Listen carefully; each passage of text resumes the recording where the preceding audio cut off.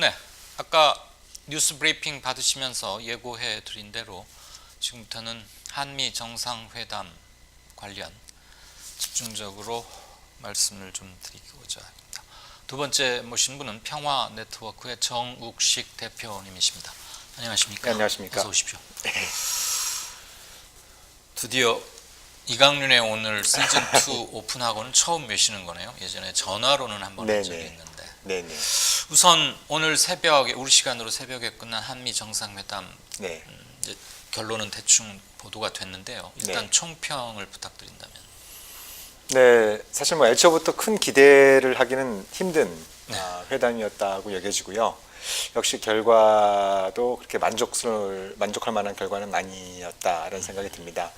대체로 그 이번 한미 정상회담의 목표가 좀 교착 상태에 빠진 어떤 북미 협상, 네. 한반도 정세의 어떤 중대한 돌파구를 만들겠다라는 생각보다는 여러 가지 좀 최근 또 한미 공조에 균열이 있는 것이 아니냐 이런 예. 어떤 얘기들이 많이 있지 않았습니까? 그래서 이 한미 공조의 균열론에 대한 어떤 이걸 좀 이렇게 그걸 봉인하는 이런 쪽에 그러니까 한미 공조에 아무런 문제가 없다라는 걸 좀 이렇게 대외적으로 과시하는. 과시하는 쪽에 좀 방점이 찍히지 않았나. 그래서 전반적으로 정상회담 일정도 되게 장시간 비행기를 타고 간 셈인데 문 대통령께서 네. 그렇지만 실제 어떤 회담 그 시간 또 일정을 볼 때는 이렇게 좀 속된 말로 좀 가성비가 예.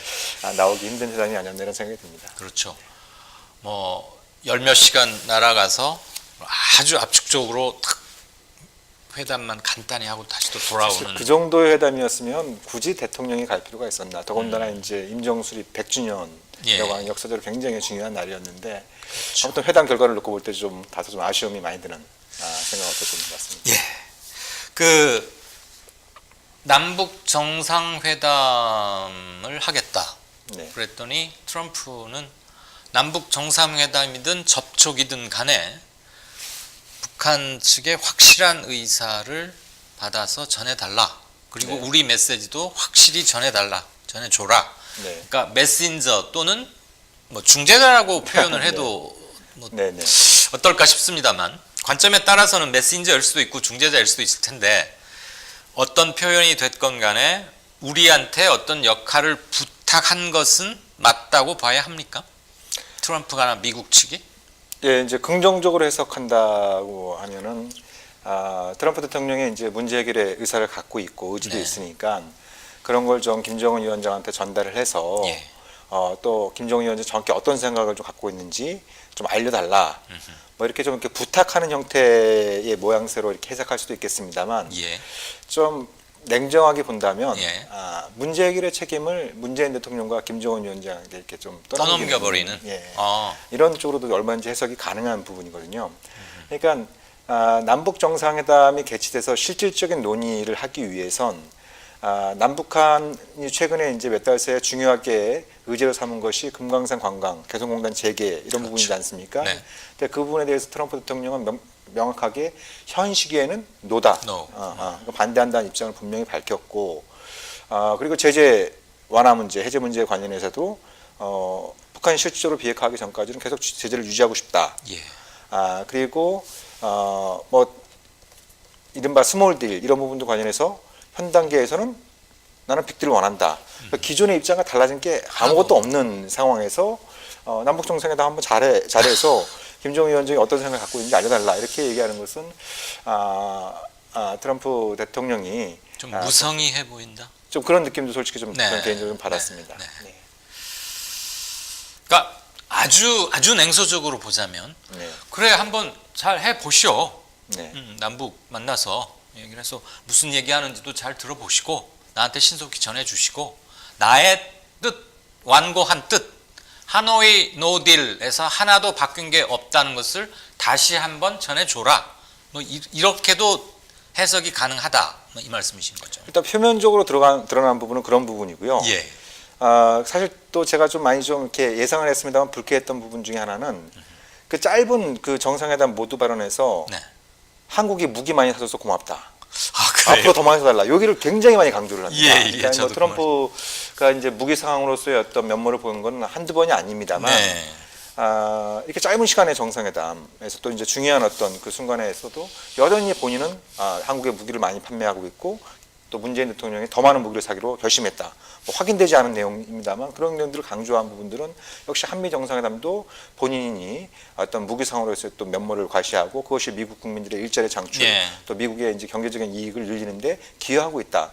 좀 이런 걸 딱 이렇게 홍보하는 이런 수단을 삼는 것도 굉장히 좀 씁쓸한 모습이었던 것 같습니다. 사실 그건 국가 원수적에서는 굉장히 무례한 그럼요. 내용이고 예. 회담의 메인 이슈가 아닌데 그 얘기를 장황하게 한다는 것은 다분히 대내용이고 그렇습니다. 자기가 비즈니스를 잘하고 있다. 그리고 아마는 내년에 있을 대선도 은근히 염두에 두고 그럼요. 아무튼 나는 세일즈 대통령이자 강력한 미국이자 미국 중심의 것을 잘 해나가고 있다. 심지어 이 순간에도 나는 우리 걸 팔았다. 지금 이런 얘기인데 그 한 가지 제가 정 대표님 오시면 꼭 여쭤봐야겠다 싶었던 게 보도되는 헤드라인들을 보면서 이건 좀 트럼프나 미국이 앞뒤가 안 맞는 게 아니지 않았느냐 싶었던 게 뭐냐면 여전히 우리는 빅딜을 원하고 있다. 그렇게 가야 한다고 생각을 한다. 그리고 로드맵이 필요하다. 그러면서 또 단계적 해결 의지도 일부 비치는 것은 형용 모순이거나 내부 모순 아닙니까? 미국 측의.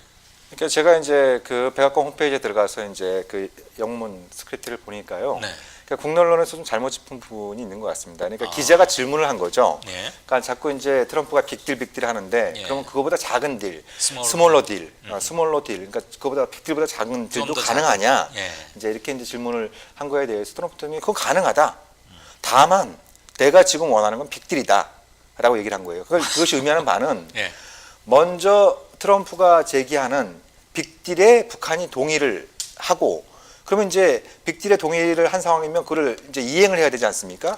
그 이행하는 과정에서 스몰딜도 가능하다라는 취지인 것이죠. 그러니까 이것은 이제 북한이 얘기한 단계적 해법과는 명백하게 좀 차이가 있는 겁니다. 그럼 북한이 요구해온 단계적 해법에 대한 화답이 아니라 트럼프나 미국이 생각해 오고 있는 시간표상 하부 개념으로 그 속에서의 스몰로 단계적인 접근이다. 그렇죠. 이 겁니까? 그러니까 제가 이제 얼마 전에 그 미국 국무부에 가서 정확히 그것이 뭘 뜻하는지를 갖다 확인을 했는데요.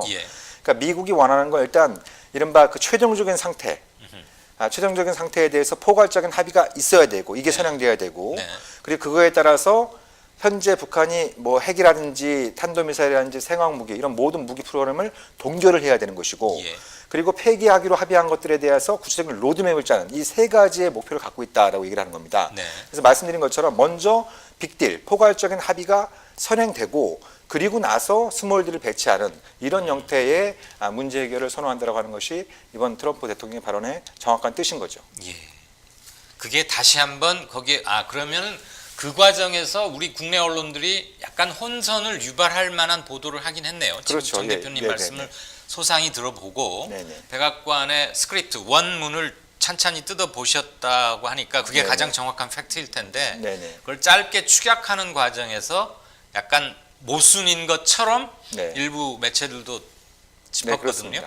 그럴 수밖에 없는 사정이 있었고 아까 좋게 말한다면은 큰 기대와 의미를 둔 한미 회담은 아니었기 때문에 크게 실망할 일도 아니다라는 말씀을 하셨고 한편으로는 이 정도 회담이라면 굳이 더군다나 4월 11일 건국 100주년이라는 역사성을 감안했을 때 하필 날이 겹쳤지만 굳이 대통령까지 갔어야 할 회담이었나 싶으시다는 생각을 지우기 어렵다고 말씀하셨을 만큼 그렇다고 보면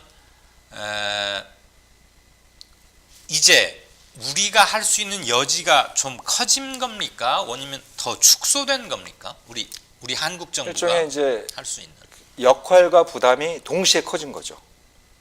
역할도 커졌고 이것이 이제 예를 들면 문 대통령이 그 남북 정상회담을 조기에 개최하겠다, 추진하겠다는 입장을 공식적으로 밝히지 않았습니까? 그런 상황에서 남북 정상회담이 과연 성사될 수 있을 것인지 여전히 불투명해졌. 안 그래도 불투명한 상황에서 한미 정상회담 결과로 제가 보기엔 더 불투명해진 이 측면이 있습니다. 그러면 남북 정상회담이 조기에 성사가 되지 않을 경우에 그 책임은 또 이제 문재인 정부가 떠안게 되는 이런 어떤 부분이 생기는 부분이 있고요. 동시에 그 뭐 제가 이렇게 전체적인 그 회담 내용을 보면서 뭐 이렇게 좀 어떻게 희망의 근거가 없을까 이런 부분들을 좀 찾아보고자 했는데 네. 몇 가지 좀 이렇게 좀 우리가 잘 활용할 수 있는 희망의 근거들은 또 발견되는 지점들이 있습니다. 이를테면 첫 번째는 트럼프 대통령이 공개적으로 대북 인도적 지원에 대해서 적극적인 지지 입장을 밝힌 겁니다. 네.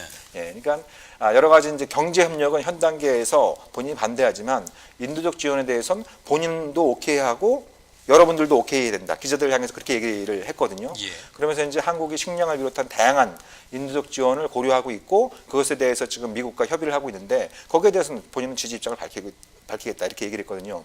최근 몇 년 사이에 그러니까 특히 이제 제재가 심해지고 작년에 특히 이제 악천후까지 겹치면서 북한의 여러 가지 식량 사정이라든지 의료 보건상의 어떤 위기를 경고하는 목소리는 곳곳에서 들리고 있는 상황이거든요. 네. 북한도 이제 공개적으로 인도적 지원을 요청하고 있는 상황이고 그렇지만 문재인 정부가 미국을 의식한 나머지 이렇다 할 지원을 못 해왔습니다. 예, 머뭇 계속 그래왔습니다. 예. 예, 뭐 800만 달러의 인도적 지원 기금도 마련해놨습니다만 2년이 지나도록 아직 집행도 안 되고 있는 상황이고. 근데 미국 대통령이 이제 공개적으로 이거에 대해서 오케이 사인을 한 만큼 사실 인도적 지원까지 미국의 동의가 필요하냐 이건 상당히 씁쓸한 상황입니다만. 그렇죠. 그리고 인도적 지원을 오케이 했다는 것 자체가 그럼 여지껏은 비인도적인 뭘 했다는 것으로도 네, 네. 느낄 수 있어 참 비참한 일. 예. 네네. 아무튼 근데 어쨌든 미국 대통령이 오케이를 예. 한 만큼 문재인 정부는 이제 더 이상 대북 지원에 관련해서 주저할 이유는 없어졌다. 네. 예. 또 국내에서 일부 반대 여론이 있을 수 있겠습니다만 그거 역시도 미국 대통령도 동의한 상황이라는 점을 우리가 이제 강조할 수 있기 그러니까 때문에 기꺼이 이제부터 네. 그거는 뭐 바로 할 수 네네. 있는 것이고. 시기가 늦어지기 전에 지금 적극적으로 대북 인도적 지원에 나서서 지금 교차 상태에 빠진 남북 관계 또 이거를 또 북미 협상으로 연결시킬 수 있는 외교적인 지혜가 필요하다고 생각하고요. 네. 또 한 가지 주목할 부분은 트럼프가 빅딜을 강조하면서 예. 빅딜이 뭐냐면 그 북한의 핵무기를 제거하는 거다 이렇게 얘기를 했습니다. 근데 이것이 왜 중요하냐면 네. 지난번에 그 하노이 그 정상회담에서 트럼프가 김정은한테 드린 그 드림인 이른바 빅딜 문서를 보면은 로이터 통신이 그걸 입수해서 자세히 보도하지 않았습니까? 예. 여기에는 핵뿐만이 아니라 탄도미사일도 포기해라, 사- 생화학무기도 생화학 포기해라, 또. 이중용도 프로그램도 포기해라, 다 포기하라는 얘기가 마찬가지였거든요. 예. 예. 그래서 그것은 너무 커서 잡을 수 없는 그런 그러니까 어떤 형태의 북한으로 문서였고 알고 쉽게 말하면 전부 다 무장 해제하고 다 벗어라. 사실상 뭐 이런 그런 얘기인데. 요구였기 예. 때문에 이제 김정은 위원장이 당황해서 굉장히 당황을 했던 거 아니겠습니까? 예. 근데 이번에 트럼프가 강조한 거는 빅딜은 핵무기를 폐기하는 거다 이렇게 얘기를 했어요. 그럼 딱 거기서 말하는 핵무기라는 것은 그야말로 핵탄두를 장착한 미사일에 국한시킨 겁니까? 아니면 포괄적인 그것이 이제 그걸 확인할 필요가 있는데요. 네네네. 보통 우리가 비핵화라고 하면 예. 북한이 갖고 있는 핵무기, 또 그걸 만들 수 있는 핵물질, 그렇죠. 또 그걸 만들 수 있는 플루토늄 핵시설 과 이런 인력. 거를 폐기하는 거를 네. 의미하지 않겠습니까? 네네. 근데 지난 하노이 때는 미국이 여기에 이것저것 얹어버린 거죠. 그것만으로는 안 되는 거고 탄도미사일들 다 포기해야 되고 생화무기도 다 포기해야 하는 게 예. 미국이 생각하는 비핵화다. 그게 이제 노딜이 된 결정적인 이유였는데 그렇죠. 트럼프가 빅딜이라고 하는 것은 핵무기를 제거하는 거다. 즉 북핵 폐기에 명확한 초점을 맞춘다고 한다면 예. 그러면 희망의 근거가 생길 수가 있는 겁니다. 현재까지 만들어져 있는 핵을 폐기하기만 하면 된다.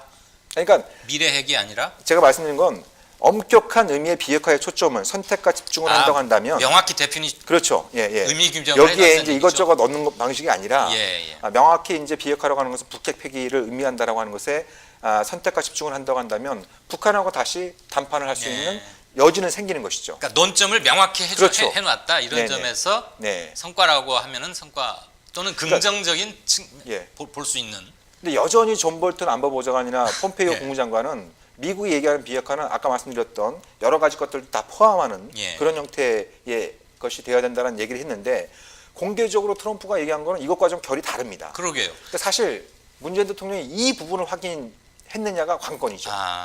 예, 그러니까 미국이 정의하는 비핵화가 하노이에서 김정은한테 건네준 그 문건의 비핵화를 여전히 고수를 하는 거냐? 약간 후퇴를 한 예, 건지. 아니면 선택과 집중을 하는 거냐? 네네. 이 부분을 확인했는지의 여부가 일차적으로 제가 보기엔 가장 중요한 포인트입니다. 혹시 이면으로 무슨 메시지를 받아서 그거를 북 김정은 국무위원장에게 전달해라. 그런 가능성은 어떻게 보십니까? 그러니까 공개적으로는 확인이 안 되는 부분이기 때문에 예, 제가 예. 이렇게 섣불리 이렇게 말씀드리기는 어렵습니다만 저도 질문을 드리면서도 예, 예. 이 질문을 안 할 수는 없거든요, 그러니까 사실. 정상회담을 준비하면서 청와대 또 외교안보팀이 이 부분을 확실히 한다라고 하는 목표를 잡았어야 되는데 일단 예. 공개적으로는 확인이 안 되고 있습니다. 그렇죠. 공개적으로 확인이 안 되고 있죠. 그러니까 왜냐하면 이게 왜 포인트가 중요하냐면 예. 사실상 그 하노이에서 트럼프가 김정은한테 그 내민 문서는 언론에선 뭐 빅딜 문서라고 표현을 하고 있습니다만 김정은한테 이건 일종의 항복 문서로 비춰질 수밖에 없는 것이거든요. 그러니까 다시 원점부터 근본적으로 김정은 위원장은 내가 지금 올바른 선택을 하고 있는지 원점에서 다시 생각을 할 수밖에 없는 지점인데 근데 그게 아니고 트럼프가 발언한 것이 취지가 그거는 사실 내가 하노이에서 노딜을 선택한 건 뭐 마이클 코헨이 의회에 가서 나를 뭐 거짓말쟁이 사기꾼이랑 막 몰아붙이고 국내 정치로 이제 뮬러 특검 보고서 곧 나오고 여러 가지 이제 신경이 거기 다 가 있을 테니까 쓰여 있는 이런 어떤 상황에서 내가 이렇게 좀 어정쩡한 합의보다는 노딜을 선택한 거야. 네. 근데 그 문제들이 이제 해결이 됐으니까 내가 다시 선택과 집중을 할 수 있는 국내 정치적인 기반이 마련이 된 거야.라고 하는 분이 깔려 있다고 한다면 정말 빅딜다운 빅딜을 시도해 볼 수 있는 여지가 생긴 거죠. 그렇군요. 그 부분이 아직 확인이 안 되고 있기 때문에 제가 지금 상황에서 명확히 이것이다 이렇게 말씀드리기 어려운 굉장히 조심스럽지만 그 행간에 담긴 것을 아마 시청자분들께서는 충분히 읽어내셨으리라고 봅니다. 적어도 트럼프가 미국 내 정치적 곤란 상황에서 최악의 상황에서는 조금 벗어났기 때문에 네. 대북 문제에 있어서도 조금 더 유연해질 수 있는 환경은 조성이 됐다. 네. 그런데 이번에 문재인 대통령이 워싱턴에서 트럼프와 만나서 얘기를 하는 과정에서 어떤 점이 언더 더 테이블 밑으로 오갔는지는 그건 정말 아무도 알 수는 없는 거지만 그래서 조심스럽지만 빅딜이란 쉽게 말하면 핵을 제거하는 것이다 그렇죠. 라고 딱 분명히 언표했던 것 같은 것으로 미루어 보건대 좀 하노이 때보다는 문제를 좁혀서 명확히 해놨을 수도 있겠다. 우리가 그렇게 만들어야죠.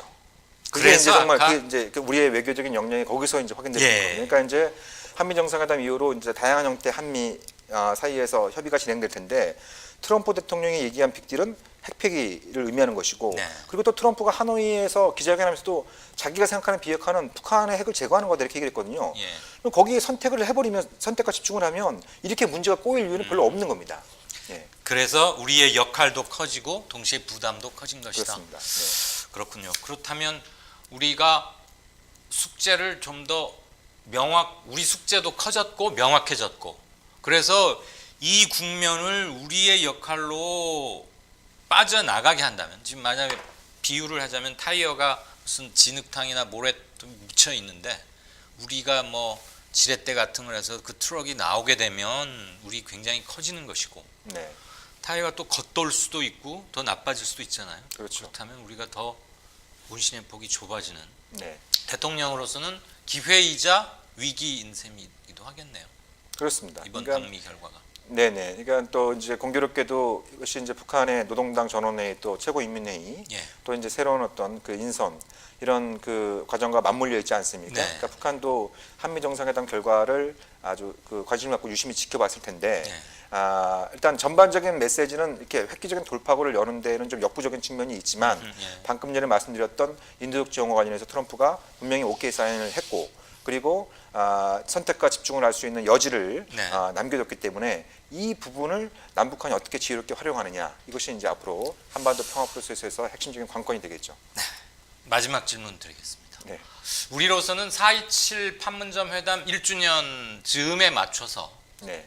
그 전에 하면 좋겠고 그날 하면 더욱 드라마틱할 것이고 남북 정상회담을 하고자 할 텐데 네. 객관적인 여건과 현재 지금 북한이 하노이 노딜 이후에 북한이 처해 있는 여러 가지 대내외적 요소 이런 것들을 감안해 볼 때 남북 정상회담이 상반기 중에 열릴 수 있다고 전망하십니까? 김정은 위원장이 서울 답방하는 형태는 좀 어렵다라고 보여지고요. 지금 그건 이미 약속은 예. 한 바 있지만 당장은 좀 어렵다라고 보여지고 네.